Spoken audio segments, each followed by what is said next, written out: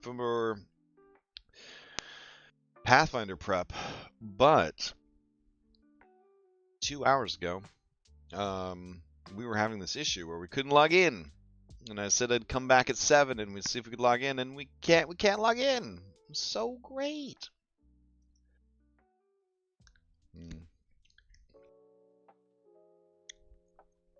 So I guess the prep is just us trying to log into Foundry. So all you self-hosters, go ahead and say it. Go ahead, shout it out in the chat. Tell me how great it is to host your own Foundry server. Go on, tell me. I'm ready.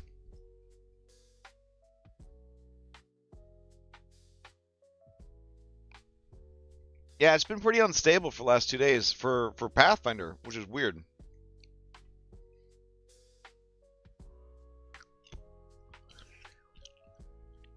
I was able to log in, no shit. After I ended the stream, I went and was able to log in. So I was like, it'll be fine. And apparently it's not. So I guess we'll go check the forge. See if anybody's complaining.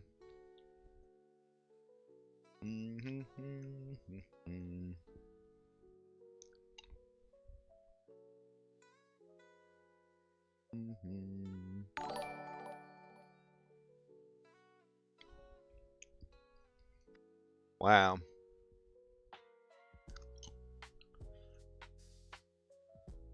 No one else is having any. Well, they don't say they're having any complaints. Okay. So let's see.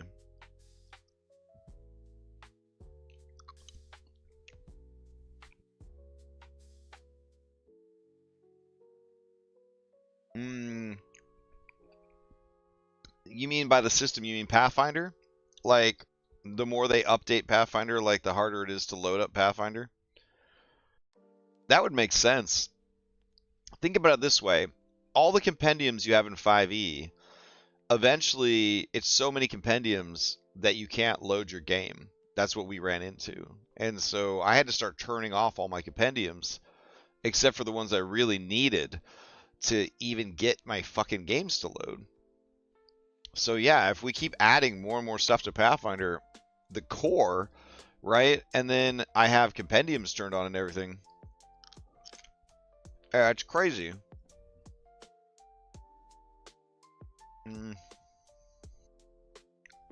Let's see.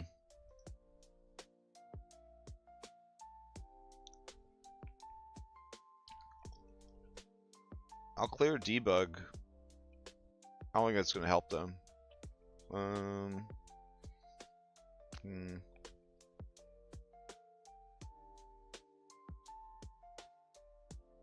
Oh my god. How big is your Pathfinder? Because my Pathfinder is 87 megs. That feels kind of big, right? Dragonbane is 23 kilobytes. That's a significant difference, I would say. All right, well, we're finally in. Yeah. Woo. Only 4 minutes. That's not too bad. Only 4 minutes to get in. Yeah, I mean, if it took me 4 minutes to get into my house, I'd probably be upset. If it took me 4 minutes to log into my computer at work, I'd probably be a little frustrated. Hopefully my players can log in. All right.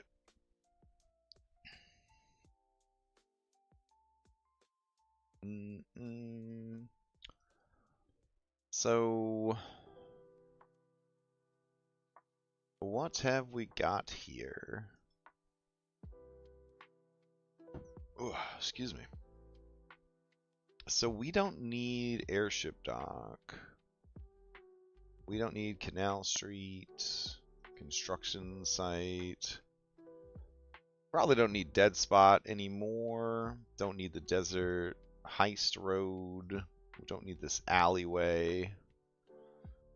Definitely don't need Haunted Gun or Limestone Gorge. Let's see. World Theater District, Market Plaza, Rika's Reagents. We don't need the sewers. We don't need the side street or the spider caves. Probably want the gunworks. Probably want the Wailing Abyss. Don't need Tin Market. Probably want the tombs. Don't need Yellow Dunes. What indeed is the plan for tonight? Simple quest. Fixed updated quest notification not showing. Great. Terrain mapper. We could learn how to use terrain mapper, which sounds awesome, but we should probably just focus on the campaign for now. So I'm going to close this. And then we're going to clear chat. There we go. All right. Where's the thingy for small time or whatever? Oh, it's just down here. All right. Are you small time? How come you don't have any fucking buttons? All right, let's go into that real quick. Configure settings.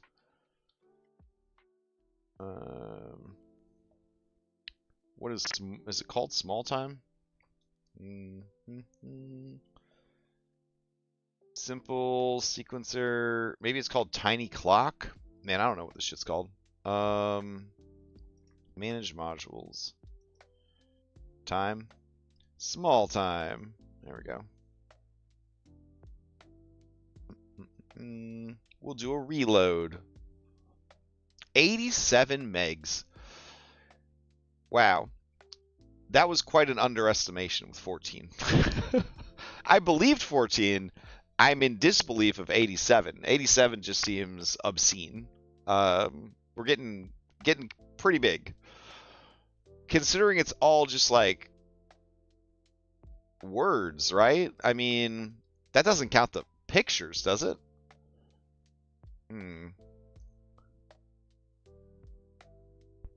Might count the pictures. I don't know. Alright, so we have these perception checks from a million years ago. We can probably get rid of those. It's the 9th of Rova, so we do want that. So we'll get rid of this and this. Get rid of this. So what is this thing? Is this the weather? Is that that's what this shit is? So then we also have this guy. I don't know why we have simple weather on top of everything else. So I was thinking of the code just itself is like 14, the monsters are like a million. Okay, that's what's adding it up. Okay, got it. Look at all these fucking things we have. It's too many things. It's too many things over here. I do like Tiny Clock, though. I do like Tiny Clock quite a bit. Okay. Let me go into... Wait. One thing at a time. It's Foundry 12 days, so we're going to try to deal with some of that stuff. Okay, I need you to infiltrate Iron Master's Vault of Secrets. We're loveless and our cronies, other offices. Hopefully you can find some clues there. Alright. Delete that. Grab these guys. I don't know if it's cool or not, if I'm being honest. I don't know. I used it back in the day, and a long time ago, it used to like actually turn on weather for a scene and stuff like that, but I don't know if it does any of that anymore. Okay. Let's go with Outlaws of Alkenstar. GM notes. Cool. Oh, that's good. When you get graphical issues on your Google Docs, it feels good. Alright, I want to copy that. Delete this. Delete this. Delete that. Delete. And delete. Alright. Alright, so that's good. Then we're going to go to configure settings. And we'll go down to simple calendar. Hold on. I haven't seen it in a while. I have a ton of mods here because Dom had the mods. There's a setting for the simple weather to just integrate into simple okay, that's where we're gonna go. Yep. Let's see. Simple weather. Output weather to chat. Sure. Make chat public. Sure. Can players see dialogue? Sure. Display special effects. Found your VTT scene weather setting. Go for it. Attach to simple calendar. Experimental. Oh no. Shows a pop-up on simple calendar rather than a standalone menu. Store daily weather in simple calendar notes and then replay the old weather when you go back to a prior date. Wow, that's pretty fancy. Alright, manage custom weather messages. Okay.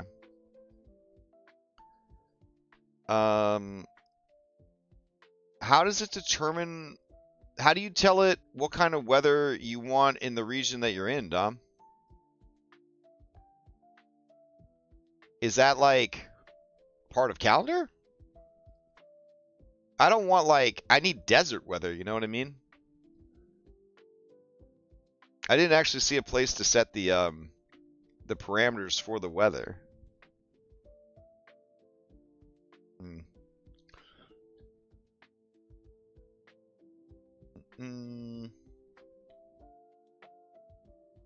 All right, let's see.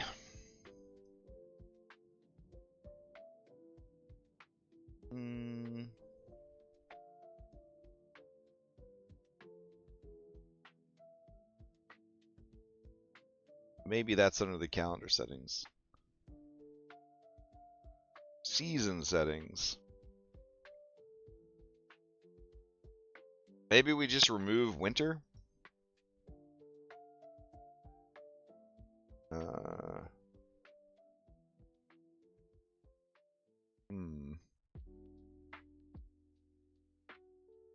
Icon, color, show advanced? Season description.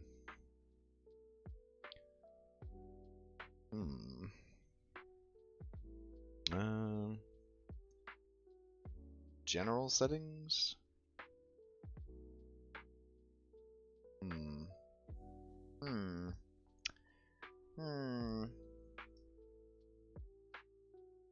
Okay. Simple calendar. Open in compact view. Remember position. Remember compact position. Always show notes list. Persistently open. Compact view scale. Oh, okay. I'll hop in.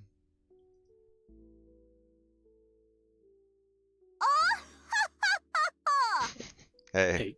So if you look at simple calendar, there's like four buttons on the right hand side. One of them is like a little weather cloud thing. Oh, okay. So simple weather. And then once you open that up, there's like a little drop down to like pick. Oh crap. Yeah, if you there's like a little like a drop down to like change like, oh, it's a temperate location or it's a desert location. Okay. Tundra. I mean, I see I can literally change the weather, so that's in the drop down. Yeah, you can also just change it too if you want. Oh, but if just like is that okay? So I can set the season. So the season will be based off of calendar, normal calendar, and then there's desert. Got it. Yeah, you got it. All right. Is Alkenstar? Yeah, it's a barren desert, right? Like it's desert. It's a nuclear wasteland. Okay. Yeah. All right. Neat. Okay. Thank you. Yeah. And then you can manually tell it. Well, what's this little thingy do? Oh, nothing. Okay. Oh, what's that do? Oh, toggle weather effects. Oh, that's cool. All right, neat. Thank you. You can hang out if you want. I mean, yeah, I'll just hang out until. That's all good. Yeah, I'll answer them. Okay. So. I don't know if I don't know if I want to dig too much into mods so much as like no, man. get just the go game for ready your tonight. prep. Yeah, go for your prep. So If anything comes, if it comes up, they'll come up at the time. yeah, that's fair. What have you been doing with the card hand mini toolbar? Has that even come up or? So as you see, there's I see it I in the also bottom have the right. hair. Yeah. Well, yeah, it's there, but Mhm. it's pretty much just like a way of once you have a deck set up, Mhm. you can hand it out to players, and it'll pop up in that little bottom Oh. part right there as Okay. like their hand, and then they can like mouse over the card and click on it. It'll blow up.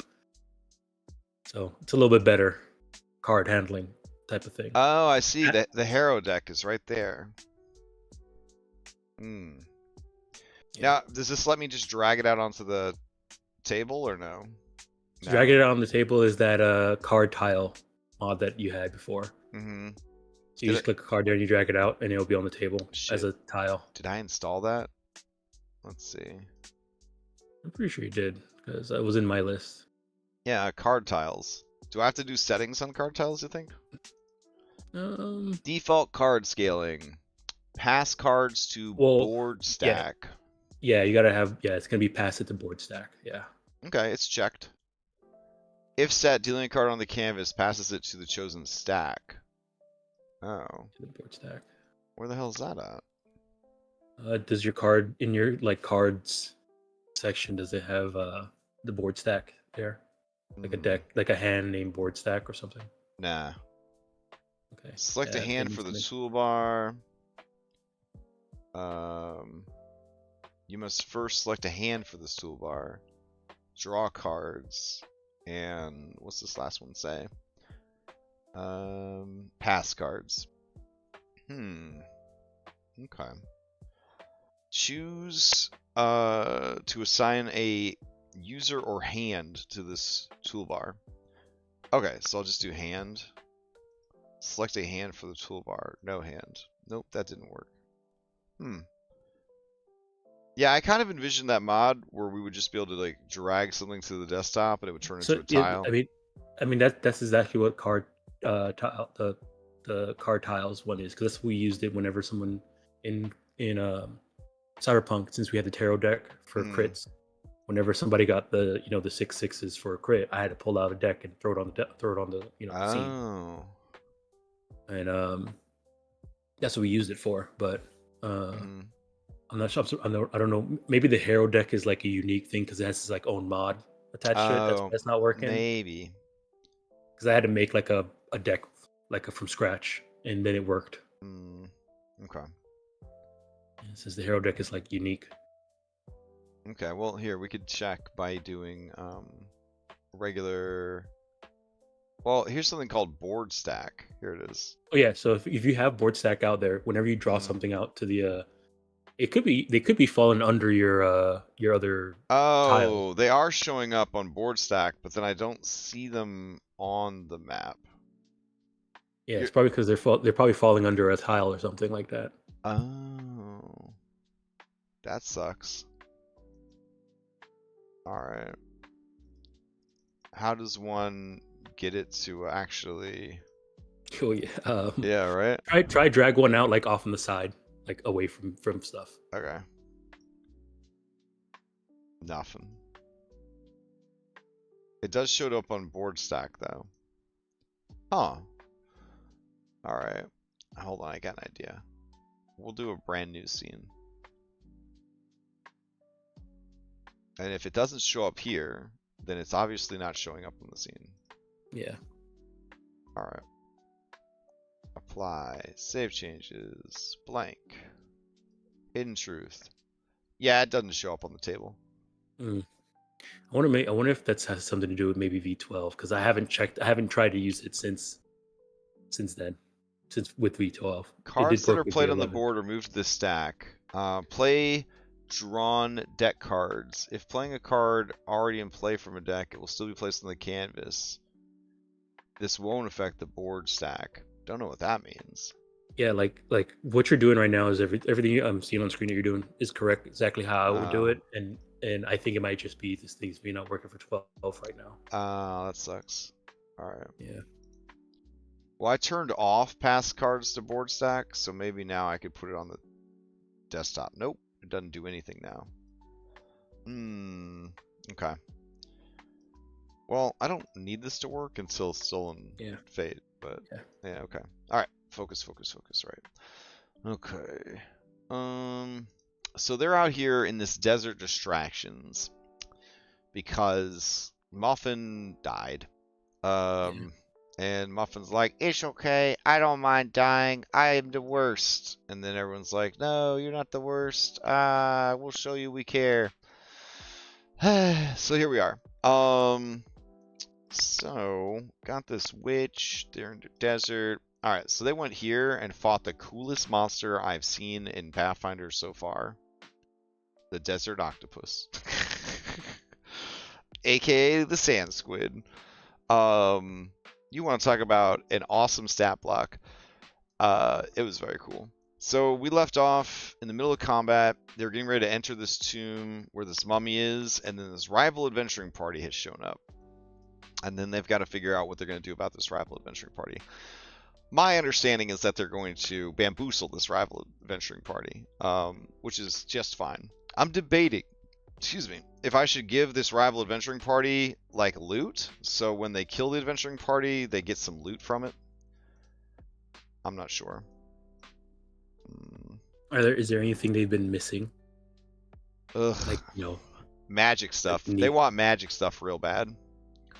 I mean, if they're willing to deal with wild magic surges when they're activating that stuff. Well, I just mean they want magic items that are like their level or higher, because there's just nowhere in Alkenstar that they could buy it, because they're always level locked on their magic item stuff. So, I guess I could look at magic items, compendium browser, equipment. This feels like I'm rewarding them for dying, though. I don't know. Feels weird. You're rewarding them for going on the side adventure because someone died instead of just giving up. Oh, is that okay? Okay. Because they could have just said, "Oh well, I mean, Jericho's dead. You can make a new character." Yeah, that's true. That's true. All right. Is there a way to sort it by like magic Level? versus? Yeah. Well, here we do magical. There we go. Is trait. All right. Then we'll sort it by level. They want shit that's their level. They're level 8. I should know what level my players are. Yes.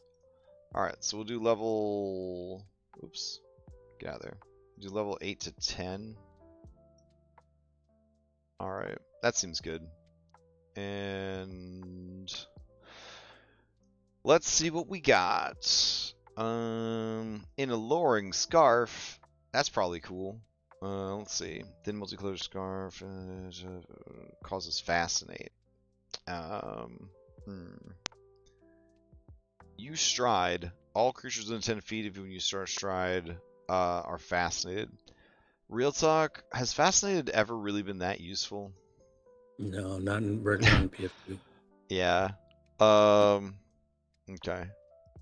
It feels like something that they thought was cool, and then it just doesn't really.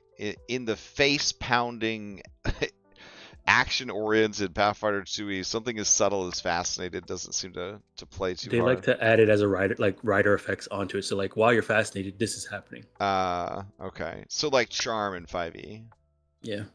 Clarity goggles. You get a +1 item bonus to visual perception checks. That's kind of cool. Once per day, you focus on your environment and the creatures around you to see them as they really are. The GM rolls a secret counteract check using your perception against any illusion effects. Ugh, that's too much work for me.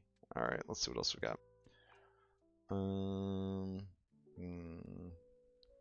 Duelist beacon. That sounds kind of hype. A spiked glove is attached to the front of this buckler, functioning as a +1 striking shield spikes. Perforations and slits line the defensive side, shining bright light through them when the item's magic is activated. Oh wow, it can cause a blind effect. It's only got a DC 22 fortitude save though. On a critical hit, the target uses the result 1 degree of success worse than it's rolled for its fortitude save. That's pretty cool. Alright, which of these NPCs can we get this duelist beacon to? I'm also confused why the raptors are on top of people. I thought we had a mod for like sorting Z stack or whatever. Did we not turn that one on? Maybe not. Okay. Token Z. Token Z is not on. Oh, okay. Turn that on real quick. Then we. Wait. If I turn it on, then we'll have to do all of this browser stuff again, I think. Oh well. Migration day. You can add loot or just gold per the loot table per encounter. What? Is there a button for that? Is there just like an add loot button and it just magically adds loot? Probably. There's probably like something like that with Workbench or Toolbelt, something like that. Just like equip this NPC with some loot, and it's like, ba-bum, I did it. If you don't have it turned on, that means I don't have it turned on. Yeah. Dang, bro. Alright, let's see. The Wailing Abyss of Ankara. Hey, it's working. The big things are on the bottom. Alright, so this dude's got a star knife. I feel like he would benefit from having a shield. He's a cleric of the Seeker, so like that seems like something he would want. Hello. Hello. Do you mind if I join, or is it you doing something? Well, what are you joining for? Just say hello, just to chat. Oh, I'm prepping my game. Ah, okay. Yeah. Sorry. That's Are alright. you on? Are you streaming? Oh, I'm streaming right now. Oh, sorry, because I thought it was, I didn't see it. I didn't see it locked or a stream. So. Oh, yeah. It's okay. I mean, if you know a lot about Foundry 12 and Pathfinder, you're welcome to hang Yes. out. Oh, okay. Both. I'm kind of like a Foundry nerd and a Pathfinder nerd. So like, you're more than welcome to ask me anything. That's more advanced than a Pathfinder kid. So, all right. I have a question for you. Is there a way in Foundry to just be like, put some loot in the game, and it just generates loot? Like, I need some 8th level loot. Is there like a macro or something I can use? I think so. Yeah. Have you got?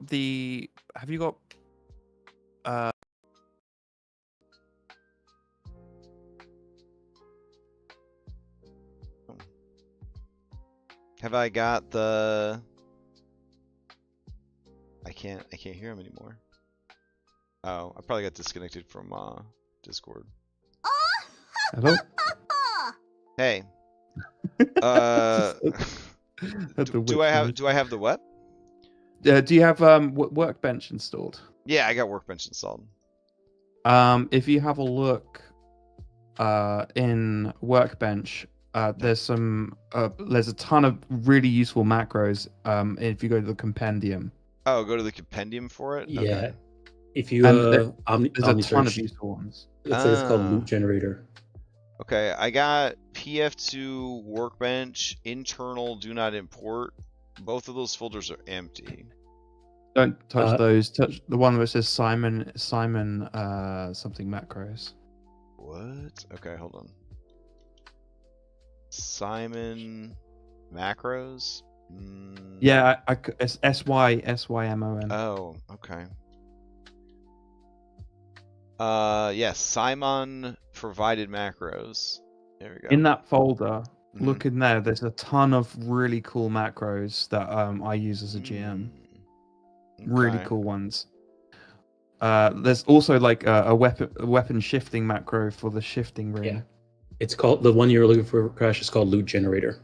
You can like quick insert it. Ah, I see it. Loot Generator. Okay. You just drag that onto your macro bar and click on it and it will run. Which macro do I sacrifice for this macro though? Oh man. Here's another thing that you might want if you like your macros, because of I do. If you look up the mod, hold on, I'm just gonna load in my game so Does it give me 150 macros? Because that'd be great. It gives you you click on the button where you see the number icon, and it flips them all up as Oh, We're rows. already yeah. using it. I'm already using it. maxed out, bro. Yeah, I'm at my full 50. All right. Loot generator. What types of items? Permanence. Level 8. Quantity 1? No, there's 5 of them, so we'll do 5 quantity. Rarity, no filter. Distribution type. Generated loot actor. Perfect. Mystify, go for it. Alright. I hit the OK button. Hey, Yep. generated a loot. Alright. There you go. Hey, Dom, look, the alluring scarf minted on there. Incredible. Alright. Well, that's awesome. Okay, that saves some time. Alright. Drums of war. Any other things? Hype. I know too much. Let's see. Alright. What is your top, like, if you were to tell me to go do something in Foundry 12 Pathfinder, what thing would you tell me to do? Like, what mod would you be like, that's the one you should be using, that's the one you should do, this is the thing it does? It's a whole series of mods, but it's because I'm subscribed to like a modder's Patreon. And he basically has a mod. You know, every time that you have to drag in an effect to make it work, it auto does that based on the result and the target, so you don't have to drag anymore. Oh, that's cool. And he's got a full list of like other mods, and he's so busy with, like, if you do a request, he'll get it done in 30 minutes. So he does all the automation that I will ask for my players. If there's anything missing, he will implement that in the day that you ask for it. Oh, that's awesome. So yeah, he's really good. And I can link you to his Patreon if you're interested. But like, he's got like a list of automation tools, and he's just built a new mod that does monster creation, that automates all of that. And he has like a mod so you can do your homebrew, like creatures and everything like that. And he's also got like a mod that he just made that tracks all the stats for your campaign. So if I like to use that because my players get like a little like, oh, I'm rolling low all the time, and then they check the stats, and actually it's like perfectly average. So oh yeah, I think we're using the dice stats. Dice stats. Yeah. Is that the one? No. He's made a new one. Oh wow. Okay. He's made a party sheep helper, which like modifies the party sheep. I do use that. Yeah. So yeah. He makes the reaction checker, and which automates, like, if there is a reaction and it meets the criteria, it will tell the player and the GM that you can use your reaction. It just gives like a private message reminder in the chat. I thought it was really cool, but like it got to the point where some points where like it's constantly like just spamming, because there's like we're like trying to work something out, and so we were like moving left and right next to each other, just trying to decide. He just made another mod that I helped build, which was the troops helper, which basically, like, you click on a token, it makes 16 individual, and then you can press a button and it will randomize the reduction, and it will track when it hits a threshold. Oh, okay, I definitely need to get that. Oh, that's amazing. Because troops are a pain in the butt. It's called PF2E Troops Helper. Is it a premium one, or? It's a free one now. He just made it public. Wow. Okay. Because I remember I was looking for one, and the other one I found was, all I did was just make the art into 4 circles. It took the token art and just tiled it. I mean, now you have this loaded. You select the token and you click the button on the left-hand side on the menu, right, and then it will just put 16 of them. All right. Okay, that sounds pretty awesome. Because if like you've got a 4x4 grid when you get troops, and troops is their own special thing. All right, this isn't. Let's see, troops. I'm not seeing it on the Forge. Is it off of his site? Do you want me to give you the link to his Patreon if you're interested? Yeah, sure. But like, I've seen someone else have an issue with finding it on Forge. I self-host with a Raspberry Pi, so Mm-hmm. You feel like a Raspberry Pi is enough for? yeah. It's been statted to run Foundry. I've got like they said you only need the 4 GB version. I got the 8 GB because I wanted to run more than one, and it can run so many. You can run as many instances as you like, and the reason why I did that was because I wanted to stop paying Forge. so I can save money per month. It cost me roughly like $200 to set up with like the external hard drive and everything, and it's a free website that hosts it, so I'm not paying any rent. But it saves money in the long run, I guess. So, but then you have to manage your own server, which it's okay. There's nothing. You just stop and restart. That's all I'm doing with the commands. Oh yeah, what was I doing? Oh yeah. Sorry, ADHD brain. No worries. Okay. I'm looking at all these Simon provided macros. Adjust merchant prices. Oh yeah, there's a lot of stuff in here. What's this dual class button? Always call the most recent version. This is macros. So the dual class item. Oh, okay. That's like beyond free archetype, right? Dual class is like. Oh, dual class means you can have 2 classes running at the same time, and then if you wanted to put the free archetype on top, you can. Oh my god. The thing is, though, if I remember correctly, with dual classing, you still only have the one class feat slot per that level, right? But you get the 2, all the basic stuff you get. So you still only get like 1 class feat at each level, but you get to pick between the 2 classes that you are? I think that's how it works, yeah. I'm not too sure. I've never run it. That sounds wild. But that's what I've heard, yeah.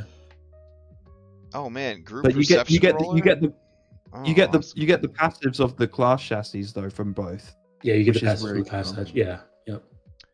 Why would you ever use group perception roller in Pathfinder 2e if everybody picks their own exploration actions? Are there groups that everybody just chooses perception or whatever as their? I mean, well, it's kind of like if you're, I don't know, if they're picking exploration actions, you could. There might be certain things that are obvious, but obvious to everyone to see, but not necessarily like. I don't know. There might be situations where that come up. Is what I'm trying to say. Ah, okay. Yeah, you could just ask for a bunch of people to ask. I've got to go and get my food from the door. Oh, sure. There's a demoralize macro and a demoralize immunity, but I feel like that's already built in, right? Yeah, that's built into the demoralize basic action. Okay. Custom mixed heritage. Wow. This is some real hardcore like homebrew macros right here. Yep. Level-based DCs. Oh. It's really good because if it will just be like specify the level, and that comes up a lot because it does. The level-based DCs are there so that like you don't necessarily have to improvise a DC, and you can adjust them to be like less difficult or more difficult. They give you like the average for the level, but then if you say, hey, this might be a very hard DC for your level, then you click very hard and it'll do like +4 to the roll of the average. So then you don't have to like think of one on the fly. There's a lot of like rulings that help GMs in PFD. Yeah, difficulty incredibly easy through incredibly hard. You have to select an actor before you hit it, you said? I'm not too sure. Nice. Level-based DC is 34. Oh, wow. So you don't have to like look it up constantly. Yep. Very cool. I don't think you actually have to target anybody either. Let me see. I mean, one of the macros you do. Otherwise, you have to choose the level on the second window. That's great. That's a great macro. So There is one that I've always used I've Mm. been using for Spring 1000. It's just there's like check requester, because it just pops up with the window with you could pick whichever type of check you want to make, and there's a setting there for it to be level as well. So you can say, okay, I want a hidden acrobatics check. I don't know, for some reason. What? And you want it to pop up in chat. You pop up this window, you pick athletics, check off the hidden thing, and then you can say level, or you can put in the DC yourself, and it'll pop up in the chat for them to click on it. Okay. There's a let fate decide script here. We could take that. Boy. We could take that over to D&D. Hold on. Let me see if it'll work. It probably won't work because it's built around the PF2 system. No, I'm gonna try it anyways. What's the worst that could happen? D&D world bursts into flames. it would just not run. It would just not run. We'll find out.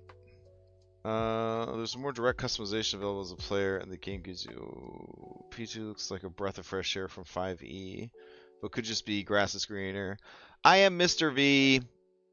It is a little bit of the grass is greener. Dom and I were talking about this earlier this afternoon. D&D is very dependent on having a very, very good DM. And I mean in every way. Like, the DM has to be good interpersonal skills. They've got to be good at arbitrating the rules on the fly. They have to be like fair and consistent at all times. They have to be stern enough to shut down player bullshit and excessive nagging for like rule of cool rulings. Like, it's a very, very loose game because it was lazy design, right? They were like, we're just gonna take everything that people loved from every edition of D&D and we'll throw it all together and hope for the best. And then they got lucky and the game got popular, and then the DMs had to pick up the slack. It's like a Bethesda game, kind of. It's really poorly done. But if you have good mods and a good mod community, it's suddenly a very cool and very fun game. What I've noticed with Pathfinder 2 is it doesn't need, no offense, a good DM. You could probably have a robot monkey run you through an adventure path, and you'd have a pretty good time. You'd maybe a Celasta good time, but you would still have a pretty good time. Pathfinder 2 is so regimented and so well built that it's kind of dummy proof in a way, and it's definitely dummy proof in a way that 5e could never be. So I have my critiques of both of the systems if you're interested. Sure. What's your critiques? Well, my critique of a Pathfinder, and I'm discovering, is that why isn't automatic rune progression the base part of the system? I mean, fair, but yeah. Because if you're expected to get certain items at certain levels, but the monsters already have them, but you don't, and my players, I just noticed my players going, well, I can't really like shop around the amazing items that like Pathfinder offers because we have to save for the next fundamental stuff, which is I thought this is not fun. So I just said, like, look, we're moving to automatic rune progression because and then you can just say that thematically the players are making the weapons improve by using them better. I mean, like, at the end of the day, that's mainly about balancing the amount of treasure a group gets so that they don't feel like they need to. Because some people like that feeling of like, oh, I just got the runes that I needed to make my numbers go up. Yeah. You know, people really like when equipment makes their numbers go up. I think it's just a holdover from 4th edition D&D, which is, you know, the bones of Pathfinder 2e, and like, yeah, numbers were important, items were important, you know, having your kit was important, and so I think they just kind of kept that as part of like the experience, right? Of like, get better gear, feel good about yourself. But yeah, for a campaign like Alkenstar, Yeah. I should have definitely. Makes no sense. I didn't know enough about the system to do automatic runes until it was like already halfway done. But my advice for anybody running Alkenstar would be definitely just use automatic rune progression, because there's no downtime in this campaign, and there's not a lot of money. And there's not a lot of opportunities to buy things. And if you're running it thematically, that Alkenstar doesn't have access to good magic items versus very good access to alchemical items, you really put people in a bad situation of like, how are we going to keep our runes up to date, essentially. Yeah. So yeah, it's a great campaign for that.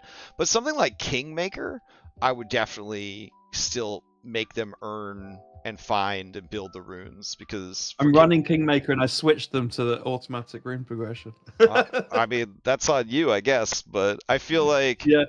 Well, here The cool thing is though is that they can pick up any weapon and it be useful, so they can have many different builds without it being a problem. Right. Because of like when you progress with Pathfinder, and you get weapons, you can only specialize one weapon because the amount of cost it takes to like improve that weapon. I mean, yeah, if you want to diversify, you're gonna have to give up something. Yeah. Yeah. So you can't necessarily. Before you get to your game, Crash, because I know you got to go. Oh like shit! In a it's minute. Now. Damn. All right. Sorry. I would tell you to get one macro. It's called the request check menu. Just add that to your bar. All right. I'll help you with a lot of random stuff. Request checks menu. Got it right here. I'll drag it down. Alrighty. All right. Good luck, man. All right. Later, guys. All right. Well, time flies, guys. Looks like we got everything working, and that's the important part. So let's get in there and run the game. I'll throw up a link to Conti's stream. He should be streaming it tonight. Here we go.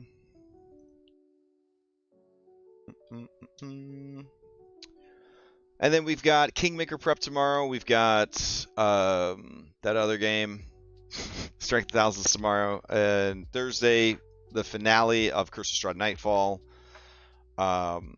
So I'll either see you then or I'll see you next time.